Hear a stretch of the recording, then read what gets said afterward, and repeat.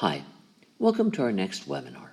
We've seen that objects naturally want to go in a straight line. However, there must be an inward directed net force to move them in a circle. That net force can be friction, as we saw in our washers lab. It can be the tension in a string, as we saw in the airplane lab. It can be the normal force of a ball on a hoop. Another common application of this is in driving. Cars naturally want to go in a straight line when they approach a curve, as I've sketched on here in blue. Friction helps take them around curves, but on freeways, the turns are also banked so that gravity helps draw them down.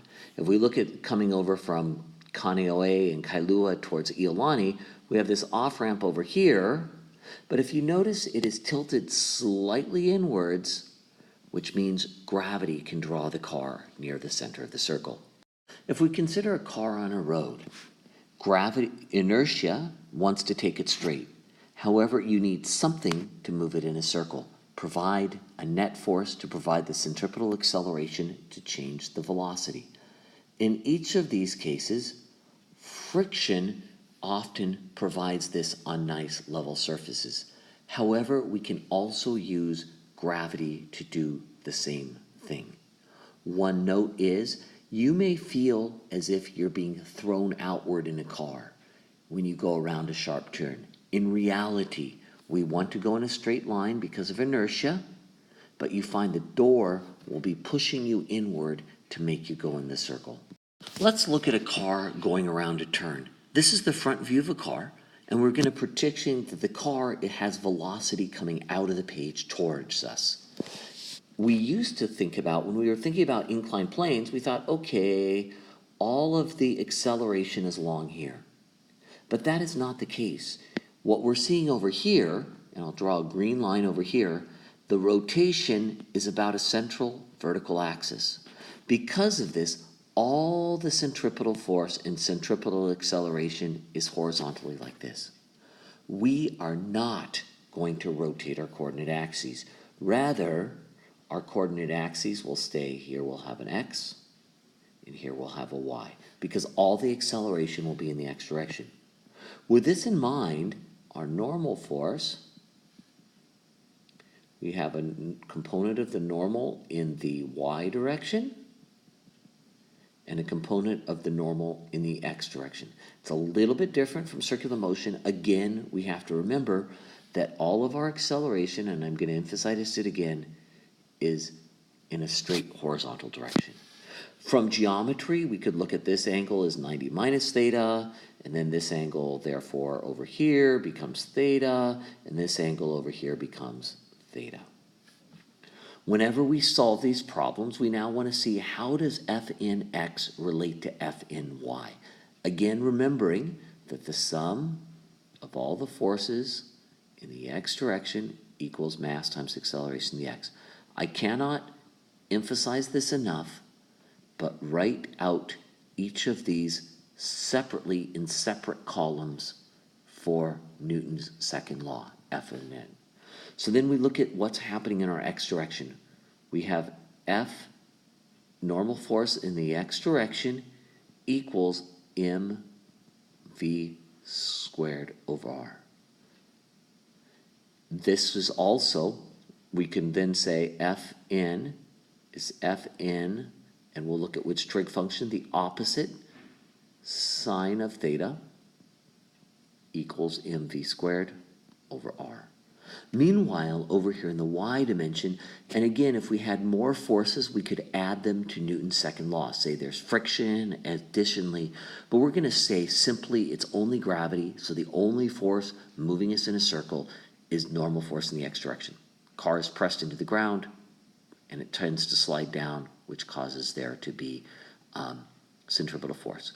Over here, we'll say we have F in y minus mg, and how we've defined this, there is going to be no acceleration up or down this ramp.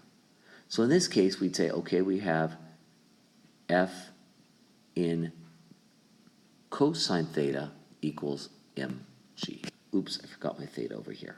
I'm now going to divide one side of the equation by another. If you have questions about how to do this, talk to your math teacher, but it shouldn't be too hard.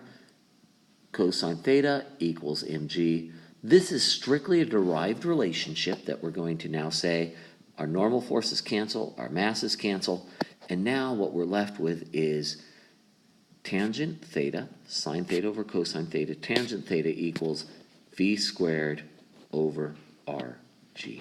Strictly derived, I cannot emphasize that enough, it's derived, and it's only if we have gravity moving us around the circle.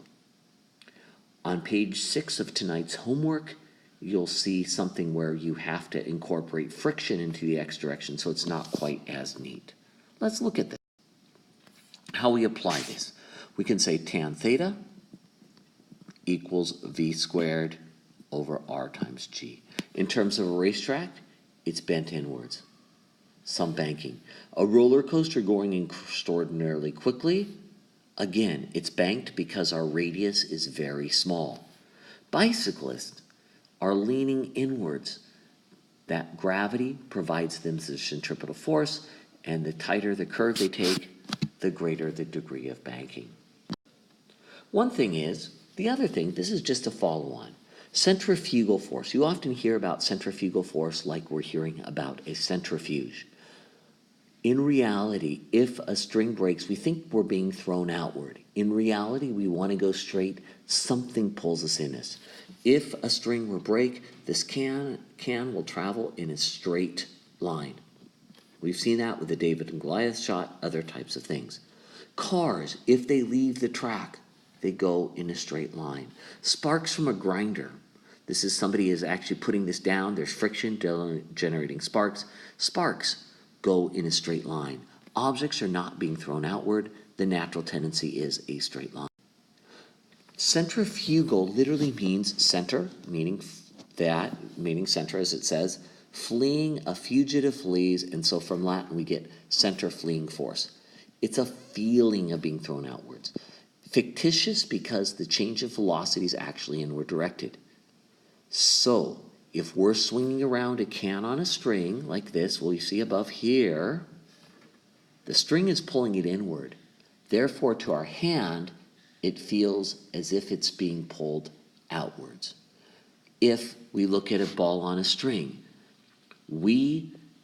our hand pulls the ball inward because the ball naturally wants to go in a straight line. Therefore, the ball pulls our hand outward. It does feel like it's being thrown outward. But centrifugal force is often talked about. So let's consider about this. It is the feeling of being thrown outward. And I just put this over here. Feelings can be real. And we have a picture over here of Freud, Sigmund Freud, psychologist, in talking about feelings. But how do we get the feelings can be real? Let's think about a buggy in a can. The moving can and the bug want to go straight. The bottom of the can is pushing that bug inward in a circle. The normal force, I'll just put over here, provides the centripetal force. But to the bug, of course, now we're imagining the bug.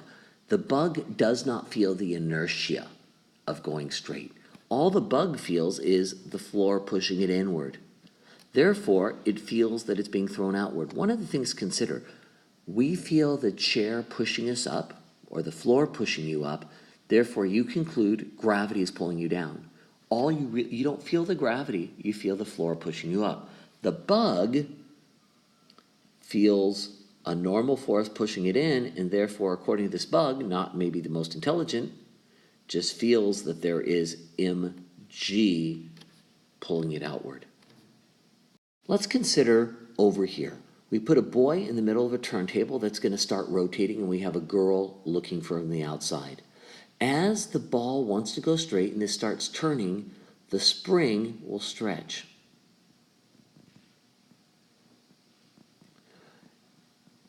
As far as each of these examples, the boy will see this thing being pulled outward. As the boy has a rotating reference frame seems it's being pulled outwards. The girl, however, which is the more valid reference frame, will see this going in a circle. We've seen several different applications of circular motion. In this case, we looked at gravity on banked turns, But the big picture of all of this is whenever something moves in a circle, you need an inward directed net force. Start out with Newton's laws, write out the equations to analyze and consider what's happening. Centrifugal force, completely fictitious, but it's often talked about because it's a feeling if you're in a rotating reference frame, it feels like you're being thrown outwards. In reality, you simply want to go in a straight line. Something is pushing you inwards.